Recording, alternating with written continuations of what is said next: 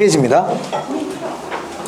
자, 384페이지 보시면 일단 제가 지금 말씀드린 것만 좀 보시고요. 나머지 부분은 제가 또 나중에 7월달 이후에 그때 또 몇 개 봐도 되거든요. 일단 시험에 좀 잘 나올 만한 것만 볼게요. 자, 먼저 거기 보시면 토지의 최유효 이용이라고 나와 있죠. 보입니까? 자, 최유효 이용은 전에도 몇 번 말씀을 드렸는데 줄 하나 칠게요. 그 밑에 최고 최선의 이용이에요. 최고 최선의 이용. 찾으셨어요? 네, 줄 치고요. 그러면 어떤 게 최고 최선의 이용인지 판단 기준이 있어야 될 거 아닙니까? 그죠? 그리고 그 밑에 보면 최유효 이용의 판단 기준이 나오네요. 그것 좀 볼 필요 있어요. 그러니까 최유효 이용은 최고 최선의 이용인데 어떤 게 최고 최선의 이용인지 판단하는 근거가 있단 말이에요. 자, 먼저 1번 봅니다. 합리적 이용이다. 합리적 줄 치고요. 합리적 이용. 합리적이란 말이 중요해요. 그 다음에 두 번째 보시면 합법적 이용이다. 합법적 이용. 합법적이라는 건 법에 맞아야 된다는 얘기죠. 합법적이어야 되고요. 오른쪽입니다. 385. 물리적으로 채택이 가능해야 된다. 제가 일단 줄치고 설명드릴게요.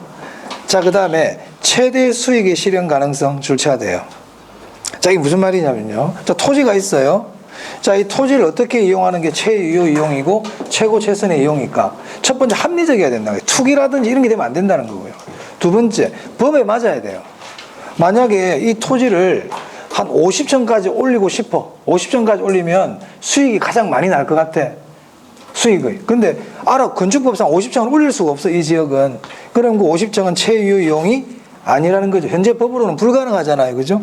법에 맞아야 된단 말이야. 그 다음 세 번째, 50층까지 올릴 기술이 없어. 50층까지 올릴 기술이. 그럼 우리가 물리적 채택이 안 된다는 얘기거든요. 그러니까 물리적 채택이 가능하다는 얘기는 현실적으로 가능해야 된다는 뜻이야. 물리적으로, 즉 기술적으로라든지 아니면 갔더니 집안이 약해가지고 50층을 올릴 수가 없는 거예요. 그런 거 물리적으로 채택할 수가 없잖아요. 그죠? 그러니까 물리적으로 채택도 가능해야 되고, 그리고 가장 큰 수익을 얻을 수 있는 이 네 가지가 다 만족될 때 우리가 최유효 이용이다 이렇게 얘기합니다. 합리적, 합법적, 물리적 채택 가능성, 그리고 최대 수익. 그렇죠? 됐나요? 그래서 최대 수익만 올릴 수 있다 그래가지고 이건 최유효 이용이 아니에요. 합법적이라고 해서 이게 최유효 이용이 아니라는 겁니다. 이 네 개가 다 만족해야 된다. 이런 뜻입니다. 네, 그러면 참고로 보시면 됩니다. 제목 정도만. 자, 그 다음에 385페이지 보면요. 토지 이용의 집약도라고 나와 있죠. 자, 이 부분 좀 말씀드릴게요. 자.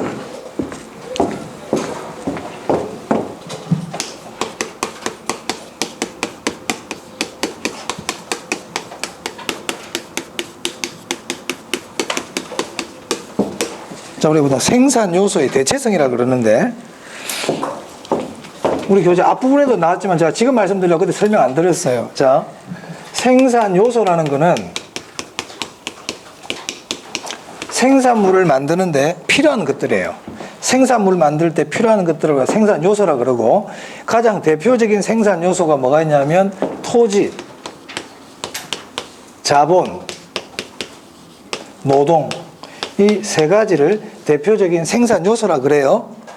이거 어디서 한번 나온 적도 있는데 어디서 나왔어? 그것까지 알면은 뭐 지대론 할 때 제가 고전학파, 신고전학파의 지대에 대한 논쟁할 때 고전학파는 생산 요소를 토지, 자본, 노동으로 나눈다 그랬고, 신고전학파는 자본과 노동으로 나눈다 그랬죠. 왜냐하면 신고전학파는 토지를 자본 일종으로 본다 그랬잖아요. 그래서 생산 요소는 생산물 만드는 데 필요한 것들인데 대표적인 세 가지가 있어요. 세 가지가. 그러면 이런 생산 요소가 투입이 되면 생산물이 나오는 거예요. 뭐 여기까지는 이해되십니까? 뭐 크게 어려운 내용 아닙니다. 자, 그런데요, 만약에 토지가 부족해. 우리가 김치찌개를 하려고 그러면 두부도 있어야 되고, 김치도 있어야 되고, 고춧가루도 있어야 되고, 뭐 맛있게 하려면은 참치를 넣든지 돼지고기를 넣든지 넣어야 될 거 아니에요? 맞아요? 그런데 한 10명이 먹어야 되는데, 10명이 먹어야 되는데 돼지고기가 좀 부족해. 그럼 어떻게 해야 돼? 김치를 많이 넣어야지. 물을 좀 많이 붓든지. 맞습니까? 자, 마찬가지로 보세요. 토지가 부족한 거야. 토지가 부족하면 토지를 많이 넣을 수가 없잖아요. 그럼 토지 대신에 뭐 해야 돼? 자본이나 노동을 더 많이 넣어줘야 될 거 아니에요. 맞습니까? 이처럼 토지 대신에 얼마만큼 자본을 더 집어넣어야 되느냐, 그걸 대신한다는 뜻이잖아요. 토지 대신에 자본으로 대신하는 거잖아요. 이런 거를 생산 요소의 대체성이라 불러요. 그럼 우리는 부동산을 공부하다 보면 얘는 조금 노내로 한단 말이야. 이 두 개만 가지고 보는 거예요. 그러면 토지가 부족하면 토지 대신에 뭐를 많이 넣어야 된다? 자본을 넣어야 되는 거야. 자본을. 그래서 토지 대신에 자본을 투입하는 정도, 토지 대신에 자본을 투입하는 정도를 우리가 뭐라고 부르냐면 토지에 대한 자본의 대체성, 이렇게 부른단 말이야. 이 말을 알아놔야지. 토지 대신에 자본을 투입하는 정도를 뭐라고 부른다고요? 토지에 대한 자본의 대체성. 이걸 우리가 생산 요소의 대체성이라 불러요. 그럼 질문해 볼게요.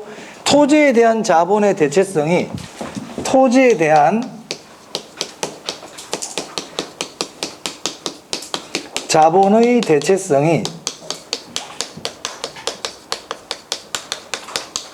크다. 토지에 대한 자본의 대체성이 크다. 이 말 뜻이 뭐예요, 그러면? 토지 대신에 자본을 많이 넣는다는 거야? 자본을 적게 넣는다는 거야? 그래, 그게 그 의미라고요. 의미 아시겠어요? 토지에 대한 자본의 대체성이 크다는 거는 적어 드릴게요. 또 우리도 안 적으면 집에 가면 몰라. 집에 가면 모른다니까. 그런데 제가 적는 건 적어 드리는 거 어려운 게 아닌데 가만히 보고 있으면 안 돼. 조금 전에 제가 토지에 대한 자본의 대체성이 크다, 이게 무슨 뜻입니까 했을 때 속으로 딱 정확하게 얘기하신 분들은 안 적어도 되지만 좀 긴가민 같은 사람들 있잖아. 그 사람들은 적어야 되는데 그 사람들은 안 적고 있잖아. 아는 사람들은 더 적어. 그런 사람들 진짜 적어야 되는데 저희가 이렇게 쭉 강의나 보면 이분은 안 적어도 돼. 잘 알아. 근데 이분 진짜 열심히 적어. 눈도 또렷또렷 더 뜨고 있어. 좀 줘라도 되거든, 이 사람은. 실력이 출중하기 때문에 좀 줘라도 돼. 막 이거 앉아, 가상인물이 얘기하는 거예요. 좀 줘라도 되고, 이렇게, 잠시 딴짓해도 돼. 핸드폰도 좀 봐도 돼. 그런데, 졸면 안 되고, 눈 부릅뜨고 들어야 되는 사람이 있잖아. 더 안 들어. 참 아이러니해. 그 이 사람은 더 잘해. 이 사람 더 못해, 이제 계속. 어쩔 수 없어, 그게. 그게 안 바뀌더라고. 본인의 습관이야. 습관이. 근데 그걸 진짜 자기가 바꿔 나가야 돼요. 그래서 제가 일부러 얘기를 하잖아, 지금. 입 적으라고. 이걸 습관을 고치는 과정이에요. 그러니까 수업 시간에 선생님들이 필기하는 것 중에서 있잖아요. 필기를 안 해도 선생님이 말한 한마디 한마디가 내 이해에 도움이 되는 말들이 있잖아요. 그런 걸 적어놔야 돼요. 나중에 집에 와서 공부할 때 그게 나한테 힌트가 되거든. 나만의 뭔가 메모를 해놔야 된다니까. 그래서 많이 적는 사람들이 사실 공부 잘해요. 가만히 들을 과목이, 가만히 듣고 있어야 될 과목이 있고, 좀 필요한 건 적어야 되는 과목이 있고 그렇습니다. 선생님이 어떻게 다 가르쳐 줍니까? 적으세요. 어떻게 다 얘기해 줍니까? 애들도 아닌데. 그럼 토지 대신에 자본을 투입하는 정도가 크다는 뜻이죠. 이 뜻이에요. 한마디로 이 말은 토지 사용은 줄이고 자본 사용량을 늘려라, 이 얘기네. 맞습니까? 그럼 이거는 토지 대신에 자본 사용을 늘리라는 이유가 왜 그럴까요? 첫째, 토지가 부족할 수도 있고요. 토지가 비싼 거야. 토지 가격이 비싸. 아까 김치찌개 끓이는 돼지고기가 너무 비싼 거야. 그래서 돼지고기를 많이 못 넣어. 그 대신 싼 김치를 막 집어넣는 거야, 이렇게. 10명이 먹어야 되니까. 무슨 말인지 알겠어요? 100명이 사는 집을 지어야 돼. 100명이 사는 집을 지어야 되는데 땅값이 너무 비싼 거야, 땅값이. 그러면 땅값이 싸면 뭐 1층짜리 단독주택으로 쫙 100명 집을 지어주면 되는데 땅값도 비싸고 땅이 없어. 그럼 어떻게 해야 돼? 위로 올려야 되죠. 맞아요. 토지는 조금만 사용하고 그 대신 돈을 막 집어넣어가지고 위로 올린단 말이에요. 이런 걸 집약적 이용이라 그래요. 자, 그럼 제가 무슨 말 하고 싶으냐? 자, 요 경우는 도심에서 일어나는 일일까요? 외곽에서 일어나는 일일까요? 도심이죠, 도심. 자, 여러분 이해를 하기 쉽게 위해서 지금 쭉 설명을 드리고 있는데, 그럼 우리 시험에서 어떤 걸 물어보느냐? 도심 딱 나왔잖아, 도심. 그러면 토지에 대한 자본의 대체성이 작다, 크다? 그렇지, 이걸 물어보는 거예요. 크단 말이에요, 크다. 자, 무조건 외우세요. 그러면 이해가 안 될까봐 지금 설명을 드린 겁니다. 오케이? 그러면 토지에 대한 자본의 대체성이 크다, 이 말은 토지 대신에 자본을 투입하는 정도가 크다, 토지 대신에 자본을 많이 쓴다, 이 말입니다. 그럼 이런 걸 어떻게 부르냐? 이걸 집약적 이용이라 부른단 말이에요. 집약적 이용. 집약적 이용은 건물 위로 올리는 거예요. 그럼 이거는 수평적 이용입니까? 수직적 이용입니까? 그렇지, 수직적 이용이야. 이거를 입체적 이용 이렇게도 얘기한단 말이에요. 입체적 이용. 같은 말이거든요. 자, 그럼 이걸 알면은 외곽은 그냥 알 수 있죠. 이제 외곽. 자, 외곽이야, 외곽. 자, 외곽은 땅값이 상대적으로 싸잖아요. 맞아요. 그러니까 이거 반대지. 토지에 대한 자본의 대체성이 크다, 작다? 작다지, 작다. 그럼 이 말은 토지 사용을 늘린다 이 말이잖아요. 토지를 많이 사용하는 거야. 토지 사용을 늘리는 거야, 이거는. 왜? 상대적으로 토지가 싸니까. 싸니까. 이걸 우리가 뭐라 부르냐면 조방적 이용이라 불러요.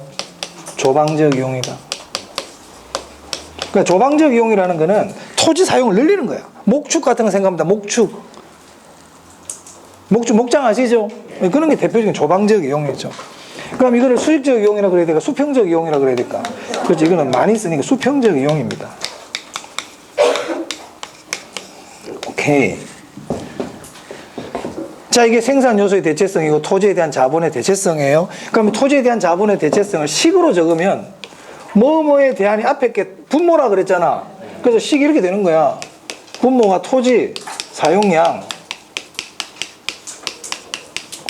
자본 사용량 이렇게 되는 거죠. 이게 식을 만들면 이런 식이 나오죠. 그럼 이거를 토지에 대한 자본의 대체성이라고도 그러고 생산 요소의 대체성이라고도 그러고 다른 말로 토지 이용의 집약도라고도 그래. 토지 이용의 집약도.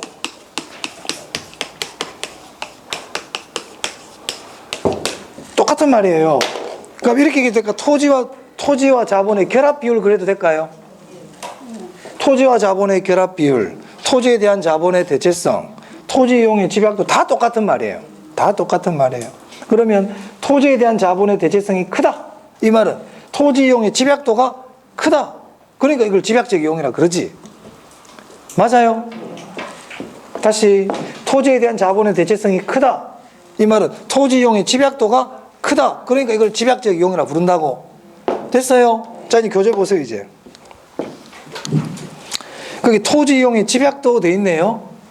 교재 보이세요? 거기 보니까 분모가 토지잖아요. 분조는 보니까 노동과 자본 돼 있죠. 노동은 빼버려도 돼. 같이 써도 관계없어요. 그러니까 토지 대신에 뭘 집어넣느냐 이 말이야. 그 토지 이용의 집약도를 다른 말로 토지에 대한 자본의 대체성 이렇게 얘기한단 말이야. 토지에 대한 자본의 대체성. 됐습니까? 그럼 토지에 대한 자본의 대체성이 크다는 거는 집약적 이용이고 도심, 토지에 대한 자본의 대체성이 작은 거는 조방적 이용이다. 이렇게 부릅니다. 적어두세요. 네, 이거 아셔야 돼요. 자, 나머지는 지금 안 봐셔도 돼요.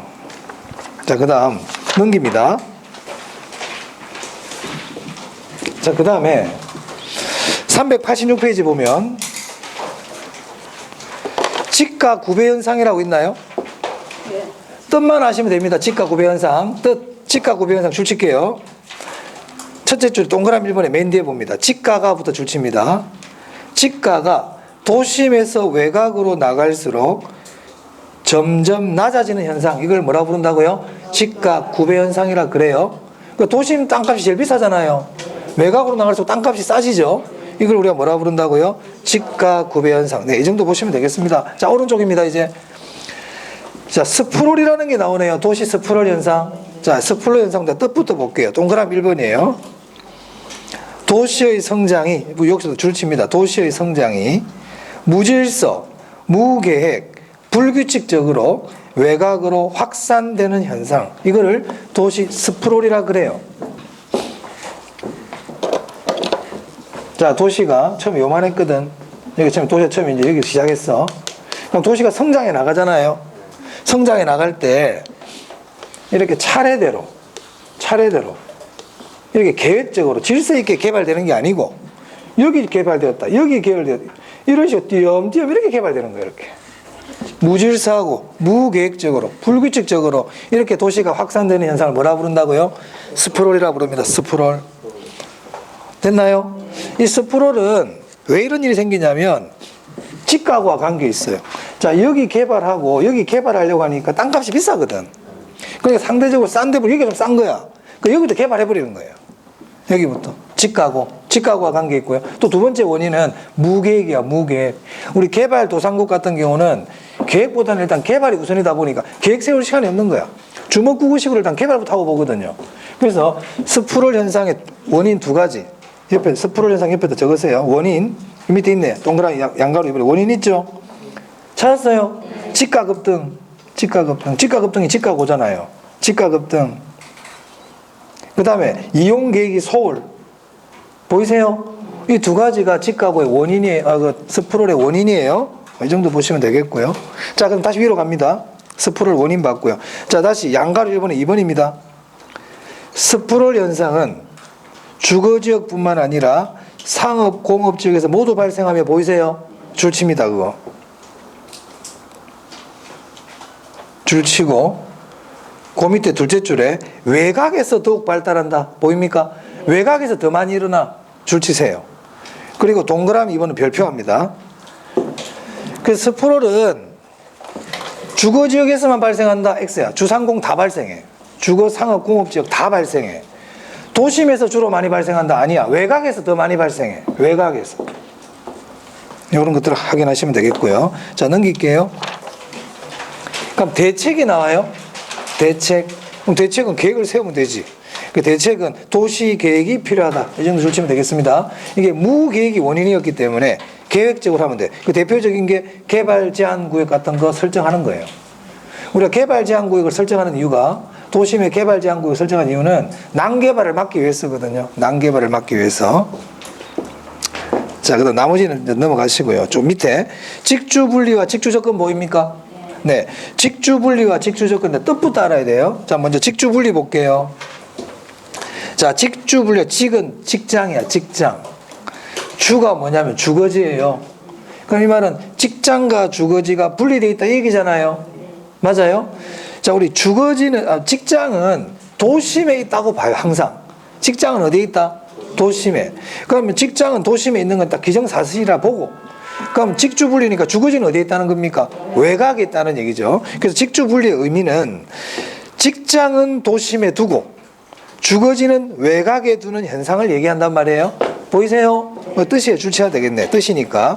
직장은 도심에 두고 주거지는 외곽에 두는 현상. 이걸 직주 분리라 그래. 그러니까 이게 수직적 이용입니까? 수평적 이용입니까? 옆으로 퍼지니까 수평적 이용이죠. 그래 보니까 수평 공간의 확대 이렇게 돼 있네요. 수평 공간의 확대. 수직 공간 그러면 안 됩니다. 자, 그럼 이제 생각해 보자. 이 직주 분리에서는 원인과 결과를 알아야 되거든요. 직주 분리의 원인과 결과. 자, 원인이라고 생각해 볼게요. 원인. 자, 대표적인 원인이 뭐냐면 교통의 발달이에요. 그 미음의 교통의 발달을 보이세요? 그 별표하세요. 줄치고. 뭐 교통의 발달이라 그래도 되고 교통 체계의 발전, 뭐 교통 체계가 뭐 잘 정비돼 있다. 똑같은 얘기입니다. 그러니까는 이제는 막 전철도 다니고 버스 노선도 생기고 도로도 생기고 이렇게 한단 말이에요. 그러니까는 직장인들이 굳이 내가 도심에 있을 필요가 없다. 외곽에다가 집을 얻어도 출퇴근하는데 크게 문제가 없잖아요. 그러니까 이제 직주 분리가 이루어진다 이 말이에요. 그것부터 먼저 기억하시고요. 자, 그 다음에 기억 보세요. 도심의 집가가 너무 비싸. 외곽은 좀 싸. 그러니까 집을 어디다 얻는다? 외곽에 얻죠. 이해되시죠? 뭐 크게 어려운 내용 아니에요. 도심의 환경이 너무 안 좋은 거야. 그러니까 집을 외곽에 얻겠지. 디귿 보세요. 도심이 지금 재개발해. 재개발한다는 얘기 주택을 막 철거하고 부시고 할 거 아니에요. 그러니까 집을 일단 외곽으로 옮겨야지. 재개발. 자, 그 다음에 리얼입니다. 공적 규제가 강화된단 말이에요. 도심의 공적 규제가 강화되니까 외곽으로 가는 거예요. 직주분리 원인 알아두세요. 그럼 여기서 제가 봐도 여러분들이 좀 틀릴 만한 게 뭐냐면 리얼하고 미음이야. 공적 규제 강화입니다. 공적 규제가 강화되면 직주분리가 일어나요. 그리고 교통의 발달 이 두 개는 기억하세요. 이거 나오면 왠지 틀릴 것 같단 말이야. 자, 그 다음에 이런 직주분리가 일어나면 어떤 결과가 나올까? 자, 도심에서 일하던 직장인들이 이제 퇴근하면 집으로 다 가버리죠. 외곽으로. 그럼 도심은 어떻게 돼? 썰렁하지. 도심이 텅 빈단 말입니다. 이걸 도심 공동화라 그래요. 도심 공동화 줄치세요. 그러니까 도심이 텅 비어버려. 이렇게 도나스처럼. 그걸 도넛 현상이라 그래요. 도나스야. 도나스입니다. 도나스. 던킨 도나스. 도넛 현상. 그 뜻이야. 됐어요? 자, 그러면 외곽에는 잠만 자러 가죠. 그 침상도시라고 그래. 외곽은 침상도시. 침상도시라고도 그러고 침낭도시라고도 그래요. 자, 그 다음 디귿 해볼게요. 고동비율 증가 줄쳐 보세요. 고동비율 증가. 이 고동비율이라는 건 뭐냐면 외곽에서 도심으로 출퇴근하는 비율을 얘기해요. 그 밑에 보면 있을 거예요. 보충학습해 보세요. 보충학습의 2번에 보면 도심 고동현상이라 보입니까? 도심의 중심 업무지구와 교외 주거지 간에 출퇴근하는 사람의 유동성을 의미한다 이렇게 돼 있죠. 한마디로 외곽에서 도심으로 출퇴근하는 사람의 비율을 도심 고동 비율이라 그래요. 그러면 직주 분리라는 거는 고동 비율이 증가하겠죠. 외곽에서 출퇴근하는 게 직주 분리니까 고동 비율이 증가하죠. 뭐 이런 것들은 뭐 시험에 나오긴 좀 그렇지만 일단 참고적으로 직주 분리의 결과 도심 공동화는 기억해야 되고 침상도시 2개 정도는 기억해야 돼. 그럼 시험에서 있잖아요. 만약에 출제자가 어렵게 문제를 내고 싶어 여기서 그럼 어떻게 내느냐. 직주 분리의 원인 중에 하나는 도심 공동화다 이렇게 된단 말이에요. O입니까 X입니까? 그렇지. 도심 공동화는 직주 분리의 결과지 원인이 아닙니다. 원인 자체를 틀리게 낼 수도 있고요. 여기서 이제 문제 내는 패턴이 직주 분리의 원인은 교통 체증 때문이다. 아니지. 교통이 발달하니까 직주분리 난다고 그랬잖아. 틀렸죠? 그러니까 직주분리 원인 자체를 다르게 낼 수도 있고요. 아니면 도심 공동화는 직주분리의 결과인데 이거를 직주분리의 원인이다 이렇게 낼 수도 있다고요. 무슨 말인지 알겠죠? 그래, 원인 정확하게 아시고 원인과 결과가 뒤바뀌면 안 된다. 그렇게 낼 수 있어요. 그렇게 내면 틀리는 사람들 나와요. 나옵니다. 자, 이제 직주 접근입니다. 자, 직주 접근은 직주분리의 반대야. 직장과 주거지가 같이 있다는 얘기예요. 어디에 같이 있을까요? 도심에. 그럼 이 직주 접근도 원인과 결과를 알아야 된단 말이야. 그럼 직주 분리의 원인을 알면 직주 접근의 원인은요. 반대야. 다 반대. 도심의 집가가 떨어지고 있다. 상대적으로 외곽의 땅값이 더 올라가. 그럼 직주 접근이 일어나겠죠. 공적 규제가 완화가 돼. 재개발이 끝났어. 재개발이 끝나니까 나 같은 사람 들어와야지 이제. 교통 체증이 심해. 그 직주 접근 원인 보이시죠? 네. 직주 분리 원인의 반대 아닙니까? 반대. 자, 그 다음에 직주 접근의 결과예요. 자, 그럼 보세요.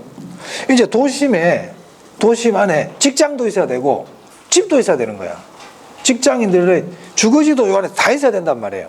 근데 도심의 땅은 한정이 돼 있잖아. 도심의 땅은 한정이 돼 있는데 집도 있어야 되고 직장도 있어야 돼. 그럼 어떻게 해야 돼? 위로 올려야지. 맞습니까? 그래서 직주 접근이 일어나면 수직적 이용이 발달해요. 그래서 그 보시면 직주 접근의 결과 보세요. 도심의 주거용 건물에 뭐라고 돼 있어? 고층화. 그래서 주상복합이 막 생긴단 말이에요. 자기 집은 20층에 있고 직장은 그 건물 3층에 있는 거야. 치과 의사인데 자기 집은 20층에 있고 자기 직장은 3층에 있다니까. 직주 접근이죠. 한 건물에 직장과 집이 같이 있잖아. 그런 일이 생긴다고. 자, 니은해 봅니다. 도시 회춘화 줄치고요. 직주 접근의 결과에서는 고층화, 회춘화 이 2개 줄쳐야 돼. 회춘화는 뭐냐? 회춘화. 자, 재개발을 하니까 외곽으로 나갔죠. 맞아요. 그 외곽으로 나갔던 사람들이 다시 도심으로 돌아오는 거예요. 그걸 회춘화라 그래요. 외곽으로 나갔던 중상층 이상 사람들이 다시 도심 안으로 들어오는 현상. 그 교재 보면요. 회춘화 밑에 있어요. 보충학습 보시면 도심지에 오래된 건물이 재개발, 재건축이 완성되어 도심에서 거주하는 소득계층이 저소득층에서 뭐로 바뀐다? 고소득층으로 바뀐단 말입니다. 무슨 말 알겠어요? 그럼 이건 하향여가입니까? 상향여가입니까? 어떻게 상향여가라는 거 알았어? 그렇게 해도 되고 재개발 글자 나오면 상향여가라니까. 재개발 글자 나오면 상향여가야. 물론 뜻도 맞고. 네. 자, 도시 회춘화는 직주 접근의 결과고요. 이거는 상향여가와 관계 있습니다. 상향여가와 관계 있어요. 네, 됐어요. 넘기세요. 이용 끝났어요. 자, 이제 개발이에요. 개발.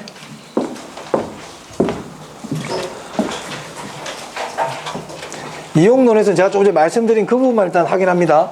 네, 그 부분만 확인하시면 됩니다.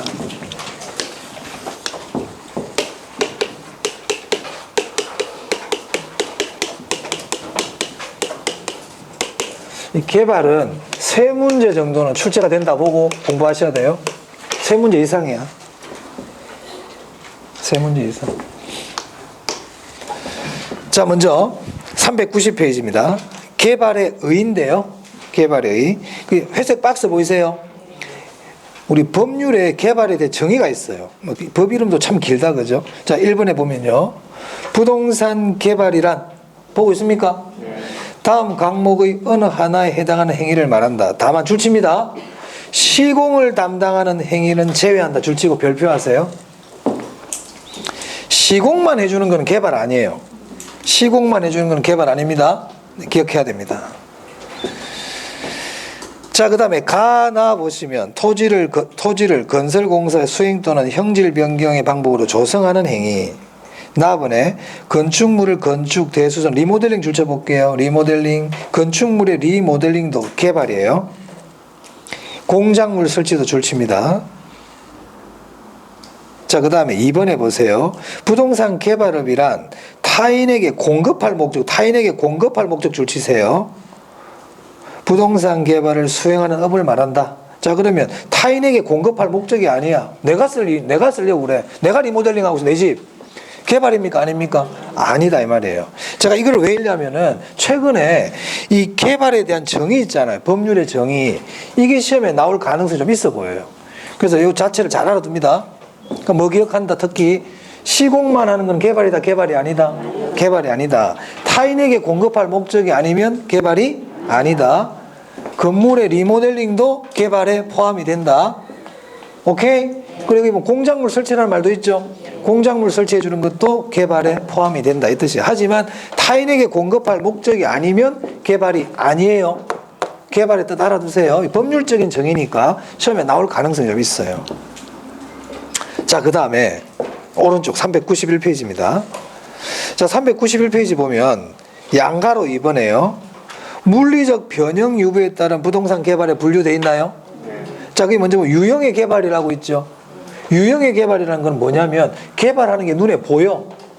개발하는 게 눈에 보여. 형태가 있다고. 그럼 어떤 걸까? 땅 파고 있어, 지금. 다리 막 올리고 있어. 이런 눈에 보이죠? 이런 거는 유형의 개발이란 말이야. 그럼 어떤 게 있을까? 건축, 토목사업, 이런 것들은 다 유형이지. 물리적 변형을 초래한단 말이야. 물리적 변형이 초래한다는 게 무슨 말인지 아시죠? 여기다 제가 망치로 가지고 막 때려 못을 막 박고 있어. 금이 막 가. 물리적 변형이 오는 거죠. 맞습니까? 형태의 변화가 있는 걸 물리적 변형이 온다, 이렇게 얘기하는 거예요. 자, 그 다음에 무형의 개발이에요. 무형의 개발이라는 거는 형태가 없어.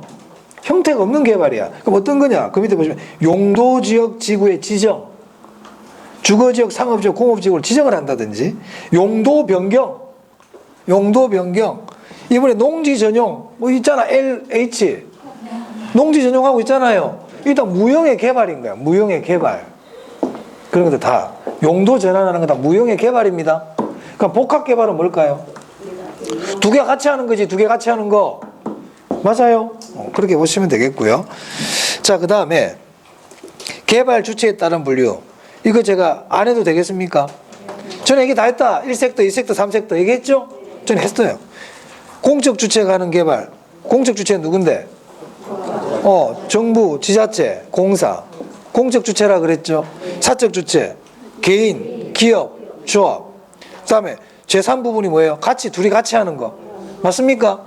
1섹터, 2섹터, 3섹터. 3섹터는 예전에 시험에 나온 적이 있어요. 3섹터는 공공과 민간이 같이 하는 걸 3섹터라 그럽니다. 3섹터. 자, 그 다음에 부동산 개발 과정입니다. 자, 일단 부동산 개발 과정 이거 별표 한 개 하세요. 여기서부터 이제 시험에 좀 나올 가능성이 있어요. 지금 앞에서 했던 것 중에서 개발의 의 잘 아셔야 되고요. 개발의 의. 자, 개발 과정입니다.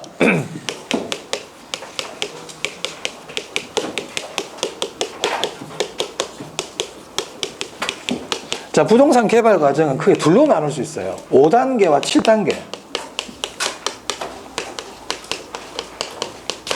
자, 5단계는 뭐냐면 계획, 협의,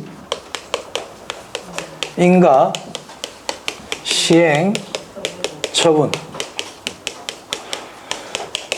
우리 개발로는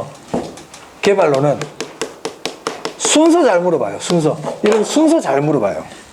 개발로는. 순서 잘 물어봐. 이거 기억해야 돼. 자, 먼저 개발 계획을 세워요. 그리고 나서 협의해. 관공서와 협의해. 관공서와. 그러다가 관공서에서 인가를 내줘. 그럼 어떻게 한다? 이제 건설을 해야 되겠죠. 개발해야 되겠죠. 그래서 처분하는 거예요.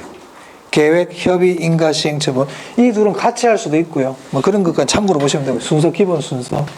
순서. 자, 그 다음 7단계는 뭐냐? 아이디어. 저 아이디어가 일종의 계획이지. 아이디어. 아이디어가 계획입니다. 자, 그 다음에 예비적 타당성 분석이에요. 이 예비적 타당성 분석을 출제위원에 따라서는 전 실행 가능성 분석이라고도 얘기할 수 있어요.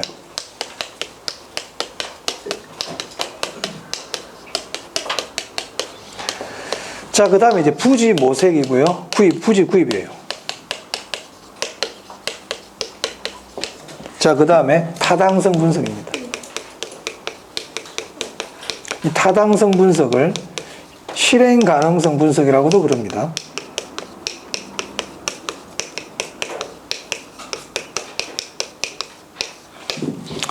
자, 이제 타당성 분석이 끝나고 나면 금융 단계입니다. 금융. 자, 그 다음에 건설이고요. 그 다음에 마케팅이에요. 이게 7단계예요. 7단계. 자, 여기서 5단계에서는 이 순서만 일단 아시면 되고요. 순서 기억하세요. 5단계 순서. 이것도 물어볼 수 있거든요. 물어봤지, 예전에 시험에. 7단계는 당연히 순서 알아야 돼. 순서 알아야 되는데, 이 순서 중에서도 이 부지 있죠. 얘가 어디에 있는지를 봐야 돼요. 예비적 타당성과 타당성 그 사이의 부지 모색입니다. 이 순서를 잘 기억하면 돼요. 나머지는 그렇게 어렵지 않아 봐. 먼저 아이디어는 당연한 거 아니에요. 그리고 타당성은 타당성인데 예비적이니까 당연히 타당성보다 앞에 해야 되겠죠. 맞습니까? 자, 이제 타당성 분석이 끝났잖아.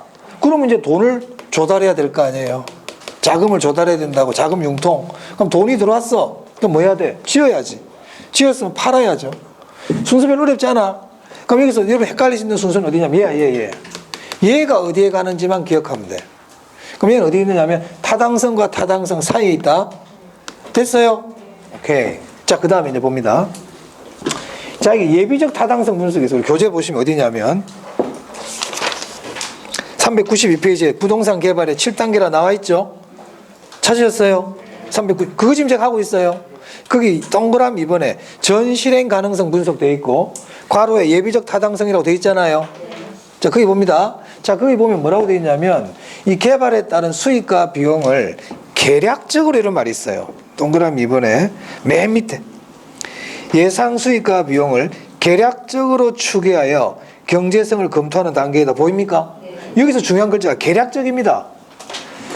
이 타당성 분석은 예비적 타당성이기 때문에 구체적으로 하는 게 아니에요. 대충 해보는 거야. 대충 계략적으로. 구체적 그러면 안 된다. 자, 계략적으로 수익과 비용을 예상해 보니까 돈이 될 것 같아. 그러면 이제 부지 모색하는 거예요. 그러니까 거기 보면 부지 모색, 부지 구입되어 있잖아요. 여기서 구입이라 그래가지고 돈 주고 다 살 필요 없어요. 계약금만 걸어도 돼. 지금 돈이 없는데 어떻게 다 줘. 그러니까 여기서 부지 구입이라 그래가지고 잔금까지 치른다는 개념이 아니고 내가 이 땅을 사용할 수 있는 권리 정도만 확보해놔도 된다 이 말입니다. 계약금을 건다든지 무슨 말 알겠어요? 그런 식으로 하면 된다 이 말이에요. 자, 그 다음에 부지 모색 구입 끝났잖아. 그럼 다시 타당성 분석, 실행 가능성 분석 하는데 이때는 구체적으로 하는 거야. 아까 얘기는 무슨 분석이었어요? 계략적. 이거는 구체적. 자, 그래서 교재 보시면 실행 가능성 및 타당성 분석 단계 보시면요. 기억에 부지가 선택되면 개발업자는 더 구체적이고 세부적으로 보입니까? 구체적, 세부적 줄칩니다. 구체적으로 해야 된다 이 말이에요. 여기서 구체적으로 한다는 얘기는요. 법률적으로는 하자가 없는지 경제적으로는 돈이 더 되는지 기술적으로 과연 우리가 물리적으로 가능한지, 여기 터파기 공사가 관계없는지, 지하 5층까지 만들어도 집 안에 이상이 없는지 아주 구체적으로 분석해요. 아주 구체적으로. 그래서 여기 보면 법률적, 경제적, 기술적 타당성 분석을 모두 해야 된다 이렇게 돼 있죠? 다 해보는 거예요. 자, 그런 데부터 줄치겠습니다.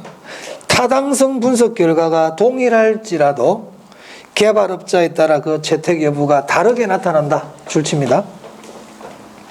자, 타당성 분석을 해봤거든. 타당성 분석을 해봤더니 A라는 개발업자는 개발해보자 이렇게 나올 수도 있지만 B라는 개발업자는 야, 개발 못하겠다 이렇게 얘기할 수도 있다 이 말이에요. 왜냐? 개발업자마다 요구 수익률이 다르기 때문이에요. 자, 그 밑에 보시면 이는 개발업자에 따라 요구 수익률이 다르기 때문이다. 보입니까?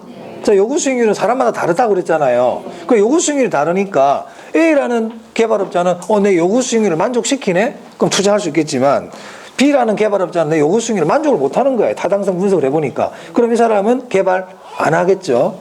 맞아요? 그렇죠. 동일한 결과 분석이라 그러더라도 개발업자마다 채택 여부가 다를 수 있습니다. 다를 수 있어요. 다를 수 있어요. 당연한 얘기예요, 사실은. 금융 단계 별로 할 거 없고요. 건설 별로 할 거 없어요. 자, 마케팅 볼게요. 마케팅. 자, 마케팅은 어디 줄을 치냐면 셋째 줄입니다. 마케팅은 개발의 초기 단계부터 하는 것이 바람직하다. 줄 치세요. 이 마케팅이라는 게 결국은 물론 다 짓고 하는 게 의미적으로는 맨 마지막에 하는 게 맞지만 이 마케팅은 가능하면 개발 초기부터 하라는 거예요. 왜냐? 우리가 보면 땅을 우리 빈 땅인데도 현수막 걸리는 거 본 적 있죠? 병원 입점 확정 그런 거 본 적 있잖아. 건물 다 안 들어섰는데 뭐 은행 확정 이런 말 있잖아요. 그거 다 마케팅이거든요. 개발 초기부터 그런 거 왜 걸어요? 임차인 빨리 확보하려고. 맞습니까? 그래서 거기 보면 개발 초기부터 하는 것이 바람직하다. 그 밑에 보세요. 초기에 중요 임차인을 사전에 확보하는 것이 매우 중요하다.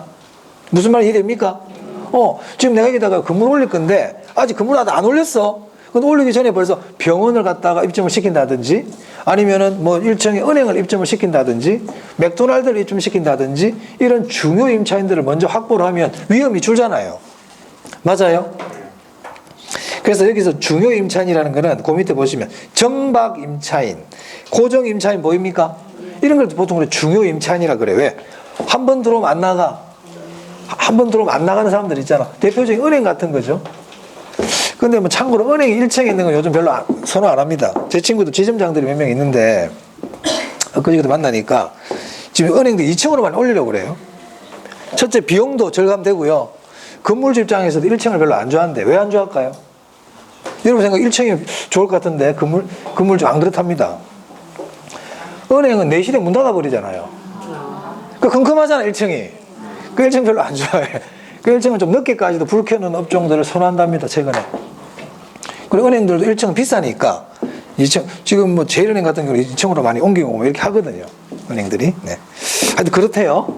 그러니까 중요 임차인, 고정 임차인은 누구냐면 한 번 들어오면 안 나가는 사람들 아시겠죠? 네, 그런 내용들입니다. 자, 넘기겠습니다. 자, 그래서 개발 과정 봤고요. 5단계와 7단계 있습니다. 아셔야 되고, 그 다음 두 번째 395페이지 부동산 개발의 위험 있네요. 네, 거기 별표 2개 합니다.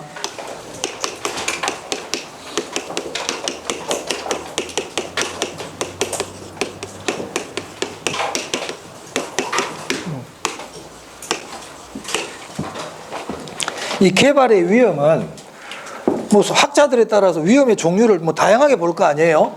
근데 대표적으로 이제 워포드라는 사람이 나눈 개발의 위험의 종류가 시험에 많이 나와요. 첫 번째 게 법적 위험이에요. 법적 행정적 위험.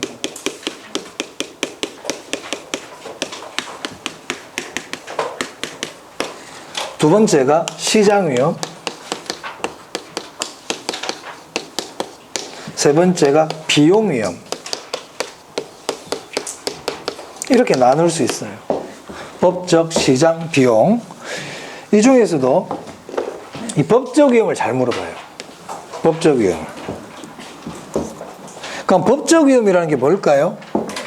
법이 바뀌는 바람에 내가 위험해지는 거지. 지금 개발 위험하고 있잖아. 개발의 위험. 그 여러분이 개발업자야. 여러분이 개발을 하는 사람이에요. 부동산 개발을. 그 개발을 막 하고 있는데 법이 바뀌어버려. 그럼 돼, 안 돼? 그런 게 법적 위험이죠.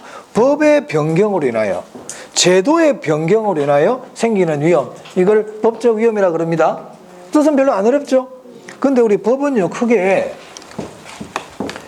공법상 위험이 있고요. 공법이 있고요. 사법이 있거든요. 공법제는 제가 한번 잠시 말씀드렸어요. 국가가 국민을 규제하는 법이 공법이라 그랬잖아요. 우리 지금 부동산 공법이다. 공법이야. 그럼 공법이라는 거는 이용, 규제와 관계되는 법이에요. 이용 규제. 사법의 대표적인 우리 민법 아닙니까? 이 사법이라는 건 소유권이나 민원과 관계되는 게 사법이거든, 사법. 그럼 시험에서 이걸 거꾸로 물어볼 수 있어요. 이용 규제가 사법상 위험이고 소유권과 민원은 공법이다 그러면 안 됩니다. 물어본 적이 있어요, 시험에. 이렇게 아시면 되고요. 자, 그 다음에 그럼 이런 법적 위험을 피하려면 어떻게 하면 될까? 거기 이용 계획이 확정된 토지를 구입한다 이런 말 있습니까? 3번에 이용 계획이 확정된 토지를 구입하는 것 보이세요? 줄 치세요. 이용 계획이 확정된 토지를 구입하는 것은 법률적 위험 부담을 최소화하는 방법에 해당한다. 줄 칩니다. 그럼 시험에 이렇게 나올 수 있다. 이용 계획이 확정된 토지를 구입하는 것은 시장 위험을 최소화하는 방법 중에 하나이다. X죠. 무슨 위험을 줄이는 거다? 그렇죠. 그렇죠. 군사보호시설인 줄을 모르고 토지를 구입해서 개발을 했단 말이야. 그럼 무슨 위험일까요? 법률적 위험이죠. 군사보호시설이라는 건 우리가 공법상 규제가 되어 있는 지역이잖아. 근데 그걸 모르고 사가지고 개발했단 말이야. 그럼 그거는 저 세 가지 위험 중에 무슨 위험에 해당됩니까? 법적 위험이 되겠죠. 맞아요. 그런 식으로도 물어볼 수 있어요. 자, 그 다음에 시장 위험인데요. 시장 위험은 뭐 참고로 보시면 되는데 거기 시장 위험 첫 번째 줄 볼게요. 우리 시장 위험이란 말 처음 들어봐요? 예전에 한번 들어본 적 있어요? 어디서 들어봤어? 투자론에서도 나왔잖아. 시장 위험. 투자론에서 나왔죠. 시장 위험이 뭐더라? 시장의 불확실성, 이렇게 시장이 불확실성이거든. 그럼 시장의 불확실성이 뭐예요? 수요와 공급을 잘못 예측한 거라고 그랬잖아. 전 했다. 투자론에 가면 있다. 투자론에 가면 사업상 위험 안에 시장 위험 있어요. 시장 위험. 수요 공급의 변화를 잘못 예측한 거예요. 대표적인 예가 뭐라고 그랬냐면 경기 침체라든지 공실이라든지 미분양 이런 거라 얘기했거든. 그러니까 분양가가 하락하고 임대료가 떨어지고 이런 것들 다 시장 위험이라고요. 마찬가지 얘기도. 개발에서 말하는 시장 위험도 그런 거예요. 시장 위험은 부동산 시장이 항상 변함으로써 부동산 시장의 불확실성이 개발업자에게 주는 위험이다. 그래 동그라미 1번에 무슨 말이 나와? 경기 침체, 미분양, 분양가 하락 이런 말 나오잖아요. 맞아요. 이거 시장 위험이라니까. 시장 위험. 자, 그 밑에 동그라미 3번 보세요. 개발 기간 중 개발 사업의 가치와 시장 위험 보겠습니다. 거기 기억 볼게요. 기억 별표하세요. 기억 별표. 자, 어디 줄치냐면 개발 사업 초기 보세요. 개발 사업 초기. 자, 개발 사업 초기에는 시장 위험이 클까요? 작을까요? 크지. 어떻게 될지를 모르잖아. 불안하잖아. 맞아요. 위험이 커. 그 위험이 크다는 말은 개발의 가치는 높을까 낮을까? 위험이 높은데 가치도 높다 이런 건 없잖아요. 위험이 높으니까 가치는 낮지. 보이세요? 자, 후기로 가요. 이제 후기로 하면 건물이 점점 완공이 다 돼가. 그리고 어느 정도 사전 분양도 막 돼. 그럼 위험은 커진다 작아진다? 예? 위험은 작아지겠죠. 그래 가치는요? 커지지. 개발 사업의 가치는 커지고 위험은 감소한다. 무슨 말인지 이해됩니까? 당연한 얘기하고 있다 지금. 그러니까 위험이 크다는 얘기는 가치가 작아. 위험이 작으면 가치가 높아요. 그렇죠? 그럼 초기에는 위험이 크잖아요. 초기에는 위험이 크잖아. 그러니까 개발의 가치는 작다고. 근데 시간이 경과해. 그럼 위험은 작아지는 대신에 개발의 가치는 높아진다. 이 말입니다. 자, 그 다음에 니은 보세요. 니은. 사업 초기에 미리 매수자를 확보했대. 초반에 선분양을 한다든지 초반에 임차인을 미리 다 확보해버렸어요. 그러면 개발업자의 시장 위험은 어떻게 돼요? 작아지지. 맞습니까? 그러면 그 대신 매수자는요? 커지지 선분양 같은 거 생각하면 된단 말이야. 뭐 당연한 얘기하고 있습니다. 그래서 선분양 경우는 분양가가 낮고요. 후분양일 때는 분양가가 높아요. 이거 제가 전에 정책론 할 때 말씀드렸죠. 그 선분양은 분양가가 낮다니까. 뭐 이런 얘기입니다. 참고로 보시면 됩니다. 자, 그 다음 비용위험입니다. 비용위험. 자, 비용위험이 뭘까요? 여러분의 생각에 비용위험이 뭘 같아요? 책이 아니더라도 비용위험 알 수 있잖아. 내가 생각한 것보다 돈이 더 많이 나가는 거지. 나는 이거 개발할 때 한 10억 정도면 될 줄 알았는데 한 20억이 나갈 거 같는 거야. 돈이 계속 나가. 이게 비용위험이잖아요. 맞아요? 그럼 어떤 경우에 내가 생각한 것보다 비용이 더 많이 나갈까요? 원자재 가격이 올랐죠. 뭐 예를 들어서 원자재 가격이, 왜냐하면 개발이라는 게 1년 만에 끝나지 않잖아요. 2년, 3년 이렇게 장기간에 걸쳐서 개발이 일어나지 않습니까? 자, 그런데 처음에는 그 정도 안 오고 원자재 가격이 그렇게 안 비쌌는데 내가 개발하는 동안에 인플레가 발생한 거야, 인플레. 그러니까 원자재 가격이 올라갈 거 아니에요. 그럼 비용위험이 발생하지. 또 공사 기간이 길어지는 거야. 민원이 갑자기 많이 들어왔다든지 아니면은 뭐 다른 여러 가지 이유 때문에 비가 많이 와가지고 여름에 장마가 좀 길어가지고 공사 기간이 길어졌다든지 내가 생각한 것보다 공사 기간이 길어지잖아요. 그러면 비용이 많이 들잖아요. 금융 비용도 발생할 거고. 맞습니까? 그래서 비용 위험이라는 건 인플레라든지 공사 기간이 길어지면 비용 위험도 커지겠죠. 그게 동그라미 1번에 나오는 내용이잖아요. 그럼 이번에 이러한 비용 위험을 줄이기 위한 방법 중에 하나가 줄칩니다. 최대 가격 보전 계약이에요. 최대 가격 보전 계약. 그럼 이 최대 가격 보전 계약이라는 게 뭐냐? 그 밑에 보충학습 보세요. 뭐라고 막 적어놨는데 한마디로 이거예요. 최대 가격 보전 계약이라는 거는 아무리 공사비가 비싸고 물가가 오르고 하더라도 내가 10억이라는 계약을 했으면 그냥 10억 주고 끝내는 거야. 무슨 말 알겠어요? 뭐 그런 내용입니다. 그러니까 내가 시공사하고 계약을 할 때 20억 딱 계약했단 말이에요. 그러면 이게 공사비가 25억이 들어도 얼마를 주겠다? 20억 주겠다 이 얘기죠. 그래서 보면 개발 사업에 실제로 든 비용이 계약금을 초과하더라도 개발업자는 추가적인 비용을 부담하지 않는다는 계약이다. 무슨 말 알겠습니까? 그만큼은 주겠다는 거예요. 나머지 2번은 뭐 참고로 보시면 돼요. 그러면 이제 막 여러분들이 개발 시공사야. 그럼 어떻게 하겠어요? 돈을 좀 더 받겠지. 최대 가격 보전 계약하면 자기가 생각했던 것보다 좀 더 많이 부를 거 아닙니까? 그래, 그런 거는 참고로 이제 뭐 그럴 수 있다는 얘기. 그 밑에 보니까 개발 사업비가 상승한다는 단점이 있다. 뭐 이런 말이 나오네요. 참고로 보시면 돼요. 크게 신경 안 쓰셔도 돼요. 최대 가격 보전 계약 정도만 기억하시면 되겠습니다. 그래서 이 비용 위험을 줄이기 위해서는 뭘 해야 된다? 최대 가격 보전 계약. 네. 그럼 최대 가격 보전 계약은 무슨 위험을 줄이기 위한 거라고요? 비용 위험. 아까 법적 행정적 위험을 줄이려면요, 이용 계획이 확정된 토지를 구입해라 이렇게 얘기했습니다.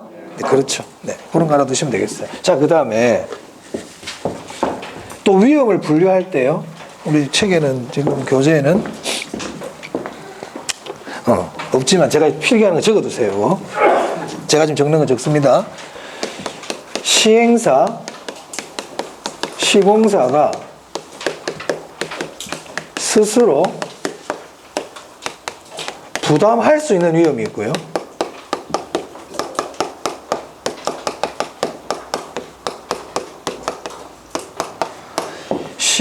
시공사가 스스로 부담할 수 없는 위험이 있어요. 또 위험을 나눌 때 크게 이렇게도 나눌 수 있다고요. 이 위험은 우리 투자론에서 있잖아요. 체계적 위험과 비체계적 개념으로 보시면 돼요.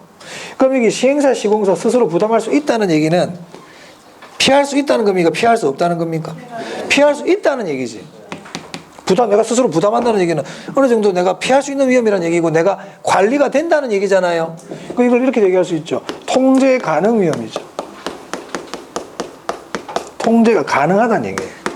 얘는요, 통제가 불가능하다는 얘기죠. 맞습니까? 보통 우리가 통제가 가능하다, 통제가 불가능하다, 이거는 통제가 가능하다는 거는요, 원인이 내부에 있는 거예요. 원인이 내부에 있는 거는 내 문제이기 때문에 통제할 수 있어요. 통제가 불가능하다는 거는 원인이 어디에 있다? 외부에 있어요. 여러분들이 문제를 풀 때 통제 가능, 통제 불능 문제가 나왔다. 예를 들어 문제를 보니까 통제 가능 여부를 따지잖아요. 그럼 답을 찾기 힘들 때는 원인이 내부에 있는 거면 나 통제할 수 있다 보시면 되고, 원인이 외부에 있잖아요. 그럼 통제가 안 되는 거예요. 통제가 안 되는 거예요. 자, 그럼 질문해 볼게요. 인허가 지연. 인허가 지연은 원인이 내부에 있어요? 외부에 있어요? 내가 하는 게 아니잖아요. 그러니까 통제할 수 없는 위험에 인허가 지연이 들어간다고요. 저 여러분들 선택을 하게끔 만들어주잖아, 지금. 문화재 출토. 문화재 내가 안 묻었지?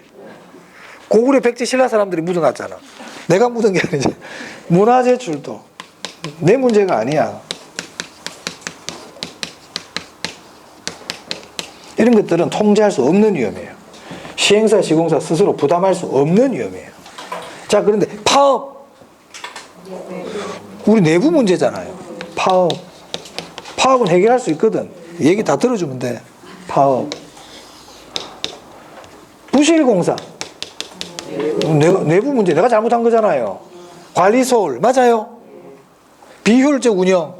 다 이런 거지. 내부 문제잖아. 그러니까 이걸 다 일일이 외우려고 그러지 말고 내부에 원인이 있다 그러면 스스로 관리할 수 있는 위험이고, 원인이 외부에 있어. 그러면 스스로 관리할 수 없는 위험입니다. 알아두세요.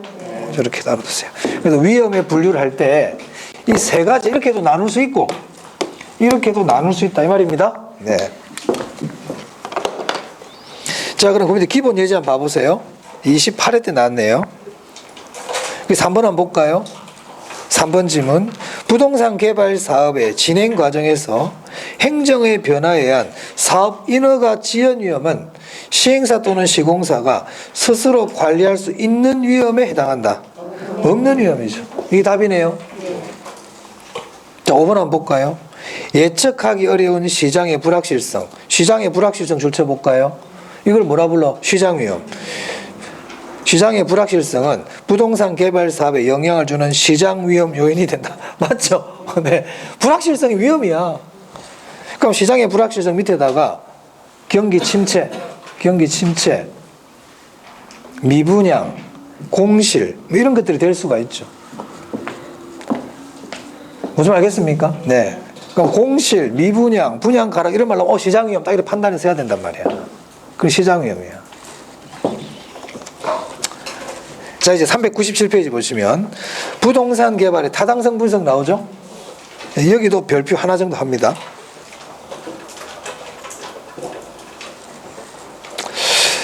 네, 여기는 설명하는데 시간이 조금 걸립니다. 좀 쉬었다 하겠습니다.